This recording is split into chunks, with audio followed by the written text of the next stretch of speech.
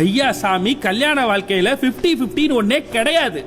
நான் சமைக்கிறேன், நீ பாத்திரம் கழுவு, நான் இட்லி சுடுறேன், நீ சட்னி அரைச்சிருன்னு சொல்றதுல இல்ல மேம் 50-50. ஒரு சில விஷயங்கள்ல நான் 70 நீ 30 ஆகும், இன்னும் சில விஷயங்கள்ல நீ 70 நான் 30 ஆகும் இருப்போன்றத புரிஞ்சு அதை தெரிஞ்சு பேலன்ஸ் பண்ணி வாழ்றது தான் மேம் உண்மையிலே 50-50.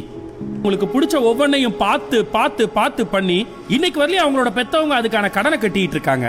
ஒவ்வொரு ரூபாயும் உன்னை கேட்டுதான் செலவழிக்கணுமாங்கிறது அடிமைத்தனம்னா, ஓடா தேஞ்சு உழைச்சு சம்பாதிச்ச காசை குடும்பம், மனைவி, குழந்தை, படிப்பு, மருந்து, மாத்திரை, கடன் எல்லாத்துக்கும் செலவு பண்ணிட்டு தனக்குன்னு 1 ரூபா கூட செலவு பண்ண முடியாம இருக்க ஆண்களும் அடிமை தானே மேடம்? நீ சம்பாதிக்கிற காசை நான் சுதந்திரமா செலவு பண்ண முடியலங்கிறத விட நான் சம்பாதிக்கிறத நானே சுதந்திரமா செலவு பண்ண முடியலங்கிறது எவ்வளவு பெரிய குடும்பம் மேடம். இங்க ஆண்களுக்கு எங்க மேம் இருக்கு பினான்சியல் இண்டிபெண்டன்ஸ்? ஒரு ஆண் தன்னோட குடும்பத்துக்காக தன்னோட வயசு, இளமை எல்லாத்தையும் தியாகம் பண்ணி கொஞ்சம் கொஞ்சமா ஒரு அழகான உலகத்தை உருவாக்குறான்.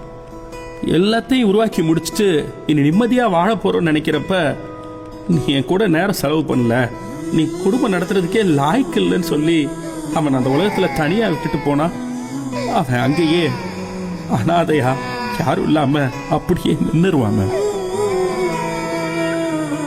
இங்க எல்லாருமே நாயே விட்டு கொடுக்கணும், நாயே விட்டு கொடுக்கணும்னு கேட்டுக்கிட்டே இருக்காங்க. கல்யாண வாழ்க்கையோட அழகே விட்டு கொடுக்கறது தானே மேடம்.